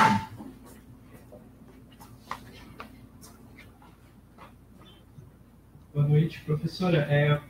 Vou traçar um paralelo sobre o movimento sindical e o movimento estudantil. A gente pode pensar que existe uma apatia desses setores majoritários do campo da esquerda em, digamos assim, não mobilização, de pensar inclusive das próprias estratégias políticas como esgotamento de uma estratégia política desse campo majoritário da esquerda, e também pensar dessa também articulação dos estudantes com o movimento sindical, com os movimentos sociais, cada vez mais difícil de se fazer, e o próprio esvaziamento do movimento estudantil, que cada vez tem ficado mais evidente. Assim. e também acerca de pensar como tu, como professora, como tu classifica essa precarização e esse aumento da exploração nessa contradição capital-trabalho no atual momento, uma crise estrutural do capitalismo, como que a gente pode, como isso se insere dentro da totalidade do capitalismo a nível global? Acho que seria isso. Obrigado. Obrigado pelas palavras. Mais alguém?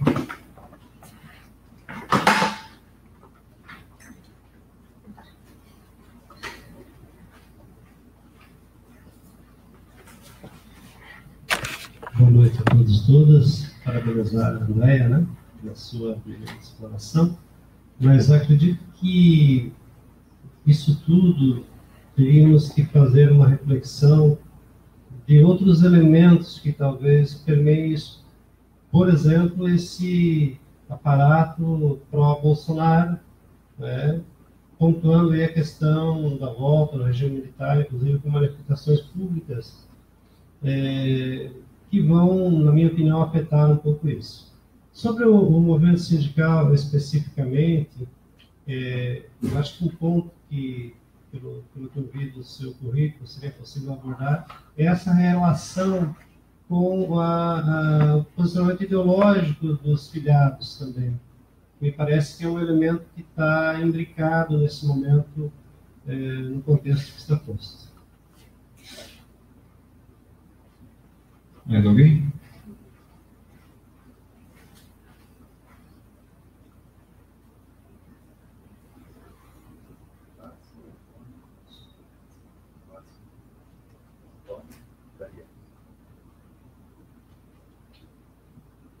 Boa noite, professora. Parabéns pela explanação.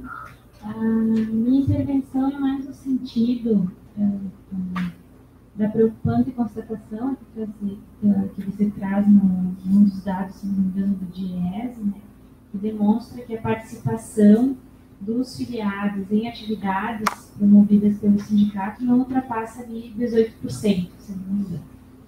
E é um pouco daquilo que a gente vivencia aqui no momento que tenta organizar, né, atividades de organização sindical própria aqui dentro da universidade mesmo.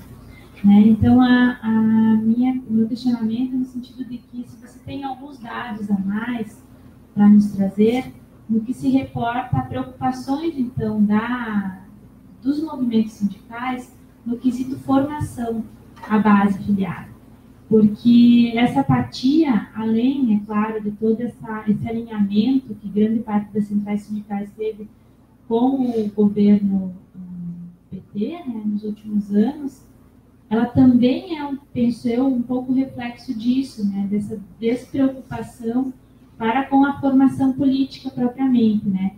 Porque quando você consegue agregar numa assembleia ou num espaço de discussão a sua base, geralmente é em função de questões muito pragmáticas, né? E dificilmente é quando você está trazendo para a pauta questões de fundo, né, que vão muito mais além do que, por exemplo, garantir um plano de saúde, enfim, que é importante também, mas que não é, em essência, né, o papel, penso eu, do sindicato. Então, eu gostaria de ouvi-la nesse sentido.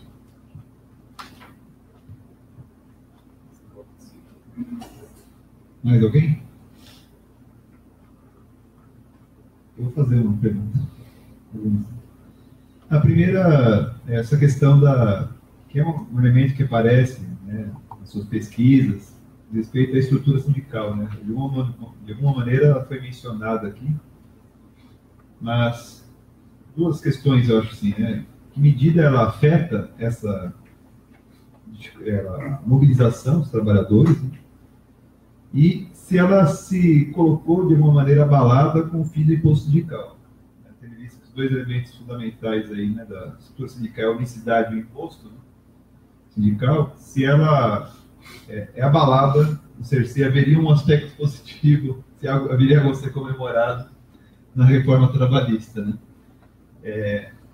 Um outro aspecto que queria chamar a atenção é um pouco se nesse processo, essas dificuldades que foram aí apareceram para resistir à reforma trabalhista em 2017, se elas não têm também um passado aí no próprio processo de normalização do golpe, né, como podemos chamar assim, né, que se deu, na minha visão, no processo eleitoral das eleições municipais, né, onde a própria palavra golpe, ela deixou de ser, foi de uma maneira relativizada por algumas forças, né, e que isso aí talvez tenha causado algumas implicações para a própria organização, né,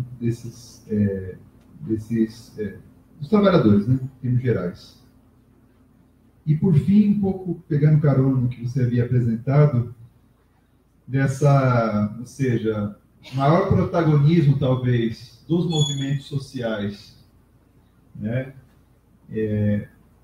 essencialmente o sem terra e do sem teto, nas ruas, né, se a gente não está diante de um quadro de uma crise do sindicalismo, né, e se quem vai efetivamente representar esses trabalhadores precários, você vê como uma possibilidade, né, futuro, né, um elemento que quem serão os protagonistas da luta dos trabalhadores precários não serão justamente só terão condições de representar os trabalhadores precários, né, esses movimentos de urgência, né, esses movimentos que lutam pela moradia, lutam pela terra, né, então, são as questões que eu gostaria de pontuar. Né.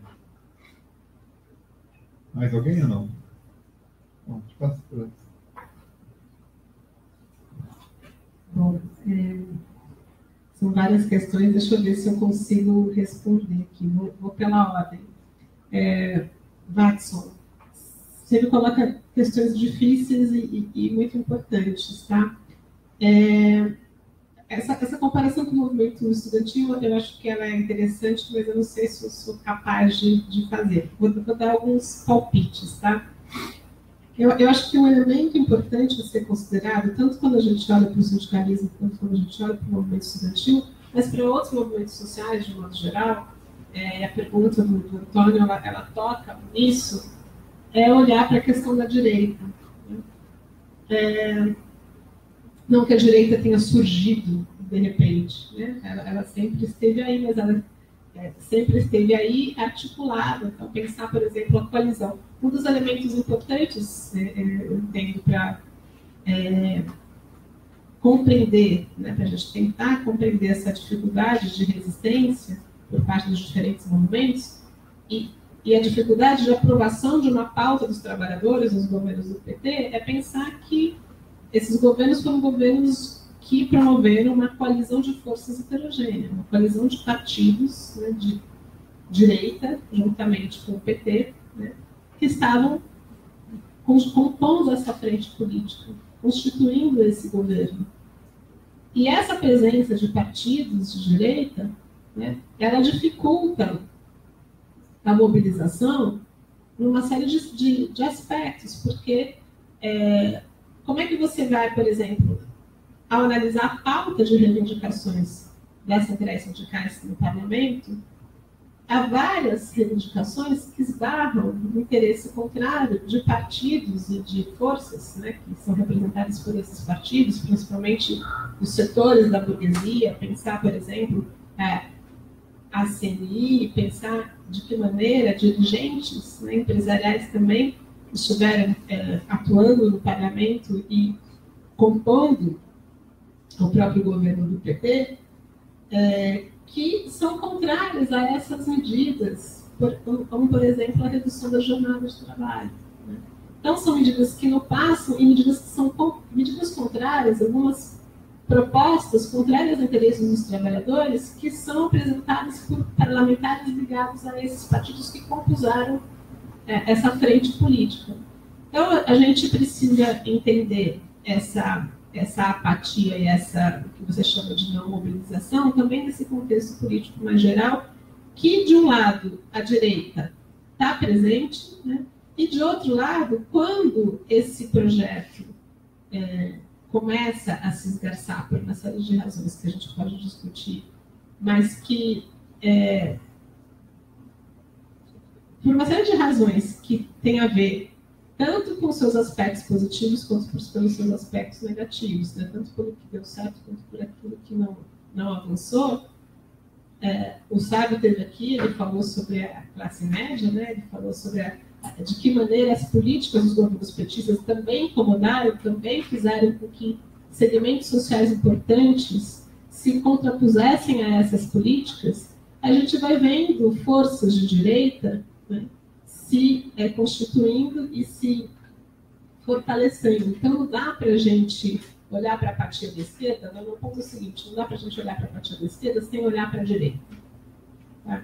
Sem olhar para o crescimento da direita e para o fortalecimento da direita dentro da coalizão e fora dela. Quer dizer, dentro da coalizão, na medida em que aquela composição de forças estava funcionando, e fora dela, quando aquela composição de forças deixa de funcionar. Quer dizer, quando a luta distributiva começa, né, a se fazer mais presente, mais forte, diante de um cenário já de deterioração dos indicadores econômicos internacionais, quer dizer, quando a crise internacional começa a se fazer mais evidente, mais forte, a repercutir mais fortemente no Brasil, quando esses interesses começam a não ser mais passíveis de serem contidos e sustentados nessa conciliação, né, nessa política de conciliação que os governos do PT promoveram, então, essa divergência ela começa a desencadear uma manifestação contrária, né, que se espraia por diferentes setores. Então, não dá para a gente olhar para a apatia da esquerda sem olhar para a direita,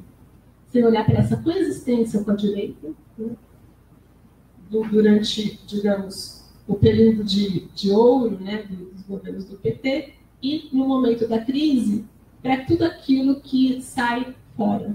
Tá? Eu acho que, quando a gente fala de esgotamento das estratégias políticas de esquerda, ele tem que ser entendido muito nesse contexto, né? O esgotamento dessa estratégia de conciliação, o esgotamento dessa política de conciliação, tá? Essa conciliação de classes que funcionou até certo limite, né? Que promoveu resultados positivos dentro desse contexto muito específico, dentro desse limite, né, que bateu no teto e deixou de funcionar. A articulação dos estudantes com os movimentos sociais,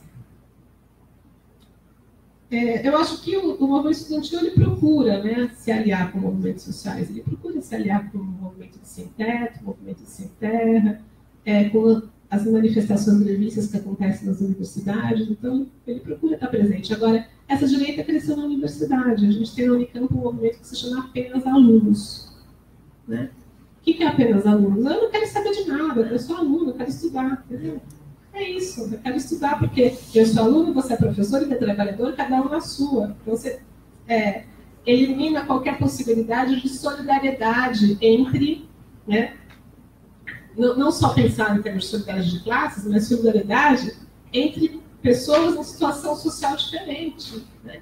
Quer dizer, se o meu papel na universidade é ser professor, que eu seja professor, se o seu papel é ser aluno, que você seja aluno. É como se não tivesse nenhuma identificação possível, né, entre esses grupos sociais. Então, a gente tem que entender o crescimento da direita nos diferentes espaços, nos movimentos sociais. O MBL, ele cresceu dentro da universidade, né? Ele atua dentro da universidade. Não dá para a gente imaginar que o MBL está só, né, fazendo ali manifestação, ou só bateu panela, ou só fez manifestação contra a Dilma. Ele procurou estar presente e formando. Então, aí eu articulo com a pergunta da Dariane, que é sobre formação, né? Formando politicamente, né, a partir dessa ideologia, a partir de uma visão muito também específica do que é ser liberal, né? Porque a gente também teria que discutir aqui que posição liberal que eles defendem, né? Que liberalismo é esse? Ou, para pegar a questão do Bolsonaro, né? Qual é o liberalismo do Bolsonaro? Quer dizer, pensar muito mais em termos de conservadorismo político, conservadorismo em termos de costumes, do que o liberalismo propriamente dito, no caso do Bolsonaro, né? Mas a questão da formação política é uma questão importante e eu entendo que os movimentos, não vou falar dos movimentos sociais de modo geral, mas o movimento sindical descuidou da formação política. Por quê? Porque durante os governos do PT, parece que estava indo tudo bem, né? O crescimento econômico, o crescimento do salário, o crescimento do emprego. Então, você resolve, quer dizer, parece que está navegando de vento em popa, né? Você resolve as coisas de uma outra maneira, não precisa ter formação política, não precisa ter tanta luta de rua. A gente faz greve para reivindicar o aumento salarial, a gente faz greve para reivindicar um plano de saúde melhor, para reivindicar ampliação da licença maternidade, que é importante, para reivindicar a ampliação da licença paternidade, para reivindicar extensão de direitos, né, de casamento para os trabalhadores homossexuais. Tudo isso é importante, mas a gente vai fazer questões muito, muito localizadas ali, sem se preocupar com o combate político-ideológico no plano mais geral, que é essa discussão. Qual é o papel do Estado? Né?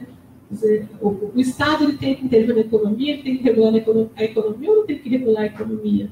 O Estado tem que garantir direitos universais ou não tem que garantir direitos universais? É cada um por si. Porque se é cada um por si, né, se são direitos setorializados, se são direitos segmentados conforme a condição de cada setor, de cada empresa, né, conforme a formação de cada um. Se eu sou uma pessoa qualificada, formada, consigo negociar diretamente com o meu patrão, tudo bem. Se você não consegue, azar o seu, porque, afinal de contas, né, cada um conforme o seu mérito, para lembrar um pouco também aí a discussão que vocês tiveram com o Sávio. Né? Quer dizer, a meritocracia ela vai sendo estimulada, e ela foi estimulada pela própria forma pela qual os governos do PT promoveram a inclusão social e uma política de inclusão que se fez muito mais pelo consumo, né, do que pelo direito. Que se fez muito mais pela renda do que pelo reconhecimento de um direito. E quando a gente deixa de lutar pelo reconhecimento de um direito, quando a gente deixa de pensar a cidadania em termos universais, né, a coisa começa a ficar complicada, porque a defesa do direito ela se faz de uma forma cada vez mais frágil, né? Quer dizer, a gente não tem tanto argumento para defender um direito, a gente começa a aceitar as decisões. Para responder as perguntas do Danilo, a estrutura sindical, ela afeta, sim, a mobilização, porque a gente não tem, primeiro, o monopólio sindical na base, ele ainda, apesar de não haver mais monopólio na cúpula, né, com a concorrência entre centrais sindicais, mas o monopólio na base, ele ainda impede o trabalhador de se filiar ao sindicato que ele prefere. Né? Eu posso até querer me filiar ao sindicato outro, mas esse sindicato legalmente não me representa. Então, as possibilidades de eu atuar efetivamente por um sindicato que não me representa legalmente também dificulta bastante a constituição de sindicatos mais representativos, mais dinâmicos, que trabalham mais na organização e na mobilização dos trabalhadores. A questão da terceirização, o exemplo que eu dei, é fundamental. Quer dizer, o trabalhador terceirizado da universidade ele pode até querer ser representado pelo sindicato dos trabalhadores, mas ele não pode, efetivamente. Então, essa resistência ela vai ser abalada porque, geralmente, os sindicatos dos trabalhadores terceirizados, eles mobilizam menos, eles são mais frágeis politicamente, eles são mais acomodados. Né? Agora, em relação ao fim do imposto, no início eu falei, bom, o único ponto bom dessa reforma é o fim do imposto, né? Então vamos comemorar esse aspecto aqui. Mas na maneira pela qual a coisa se dá, eu acabei revendo um pouco a minha comemoração, acho que precipitada, e entendendo que foi muito mais uma chantagem do governo para aceitar o movimento, para fazer com que o movimento sindical aceitasse, né, a reforma do que qualquer outra coisa. Primeiro porque a substituição do imposto por outra coisa não está completamente descartada. Né? Está sendo negociada uma alternativa. E segundo, que várias convenções coletivas, vários acordos coletivos têm sido feitos com a empresa assumindo o pagamento de uma contribuição para o sindicato. Tá? Então, a empresa financiando o sindicato. Um sindicato financiado pela empresa, enfim, dificilmente representará os interesses dos trabalhadores. Né? Então, não acho que... Quer dizer, a estrutura sindical ela pode ser abalada, mas eu acho que não abalada da maneira pela qual gostaríamos que ela fosse abalada, né? No sentido de pensar uma democratização, no sentido de pensar a possibilidade de construir, de fato, uma alternativa mais representativa. Eu acho que tem razão ao falar da questão da normalização do golpe pelas eleições. De fato,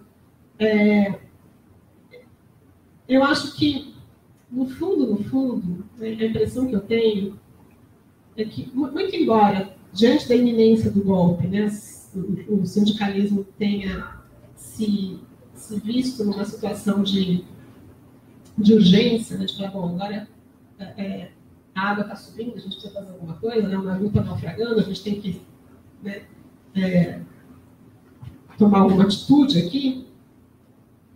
Uma parte importante dessa atitude ela foi desviada, ela foi canalizada para as eleições municipais, porque se apostou na possibilidade de reverter, né, um golpe diante do resultado eleitoral que recolocasse o PT numa posição de destaque, né, quer dizer, que possibilitasse a conquista de prefeituras importantes por parte do PT e que reabilitasse o PT de certa forma. Então, eu concordo com você que houve uma normalização.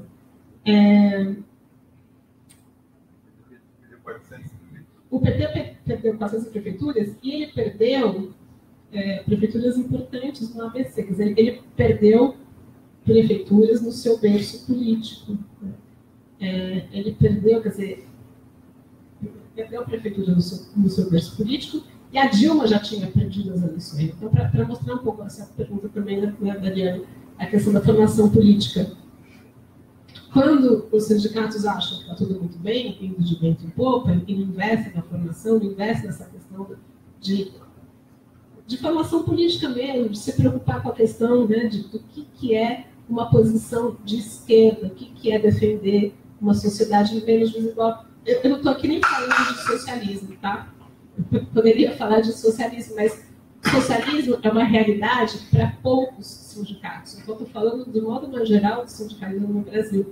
Defender uma sociedade menos desigual, uma sociedade mais igualitária, né? Ainda que o sindicalismo nos anos 80 tivesse uma posição mais próxima, né, de um programa, né, socialista, ainda assim, nos anos 80, o que prevalecia era algo mais social-democrático do que socialista. Tá? Então, pensando em valores de igualdade, de redução das desigualdades, de democratização da comunicação, democratização do acesso à saúde, o que é o Estado, o que é o serviço público, né? O sindicato deixou de apostar nisso porque achou que estava indo tudo bem. E com isso, foi se afastando, né, e foi possibilitando o afastamento de trabalhadores da sua própria base em relação à prática sindical, em relação à prática de formação, e fazendo com que candidatos outros ganhassem as eleições. Não estou falando de candidatos outros do PSOL, do PSTU, do PCO, são candidatos outros mesmo. Né? Quando a gente pensa na intenção de voto do Bolsonaro, quando a gente pensa no Dória, no fenômeno do Dória em São Paulo, são políticos que crescem muito por essa descrença dos trabalhadores em relação aos seus partidos, né, ao PT, em relação aos sindicatos. A Perseu Abramo fez uma pesquisa complicada do ponto de vista metodológico, mas bastante interessante sobre a periferia de São Paulo, que vai mostrar que quem forma, né? Quem forma a periferia são os valores familiares e os evangélicos. Né? São valores religiosos e a família. Não é o partido, não é o movimento social, não é o sindicato. Né? Então, acho que as conclusões que foram tiradas a partir dessa pesquisa foram conclusões equivocadas, apontando o seu liberalismo na periferia. Mas, para pensar em termos de quem, né, forma corações e mentes, e para pensar fenômenos como Dória, né, pensar a possibilidade de que partidos de direita cresçam novamente ou recuperem as suas posições nessas localidades, a gente precisa entender, né, essa crise das estratégias políticas da esquerda, tá? E esse afastamento da esquerda em relação ao papel que a esquerda desempenhou no Brasil nos anos 80, principalmente. Sobre a crise do sindicalismo, eu não gosto dessa discussão ou dessa expressão crise do sindicalismo, porque parece que o sindicalismo morreu, né? Morreu, vai ser enterrado, não tem mais o que fazer em relação a ele, que vivemos numa sociedade pós-industrial, pós-capitalista, que agora cada um vai cuidar de si mesmo na era do capitalismo cognitivo, né, na era do trabalho material, somos todos produtores de conhecimento, pronto, né? Então, no trabalho nessa chave da crise do sindicalismo, acho que o sindicalismo apresenta dificuldades, ele enfrenta dificuldades, mas ele é capaz de se reinventar. Eu acho que as crises, elas acontecem em momentos, elas ocorrem, né, em conjunturas específicas e têm que ser analisadas à luz dessas conjunturas. Em relação aos trabalhadores precários, os movimentos de urgência, né, eles têm representado os trabalhadores precários no Brasil. Então, o movimento de moradia, o movimento de sem terra, eles já representam os trabalhadores precários, eles podem continuar a representar. O sindicalismo pode continuar a enfrentar a dificuldade de representar esse contingente de trabalhadores. Agora, ele pode se articular de uma forma mais orgânica com os movimentos sociais. Há algumas experiências. A Comutas, na sua origem, procurava um pouco fazer isso, né? Essa articulação com os movimentos sociais. Há experiências interessantes de articulação entre sindicatos e movimentos sociais em outros países. Inclusive, deram origem ao que se convencionou a chamar de sindicalismo de movimento social, que é um sindicalismo que atua para além do local de trabalho, em vinculação com os movimentos sociais, com os estudantes, em articulação com movimentos de bairro, pensar um pouco a experiência da Argentina, né, com os movimentos de bairro, com a questão toda dos movimentos de desempregados, que tem um perfil diferente do perfil da organização dos desempregados no Brasil. Mas eu não vejo assim, que o sindicalismo esteja fadado ao insucesso permanente, né? Acho que ele precisa se reinventar. E para se reinventar, ele precisa olhar para esse trabalhador precário, ele precisa pensar nessas alianças com os movimentos sociais e precisa sair dessa situação de dependência diante do Estado e de conforto que é criada pela estrutura sindical brasileira, porque a estrutura sindical brasileira ela permite a sobrevivência de sindicatos pouco representativos, de sindicatos que não representam efetivamente os trabalhadores. E por isso, eu entendo que para o sindicalismo brasileiro enfrentar essa situação, ele precisaria lutar contra essa forma de organização que existe. E aí se abrir para essas alianças possíveis. É isso. Acabei falando da exploração do capital, né? Mas enfim. Bom, mais alguma pergunta? Não?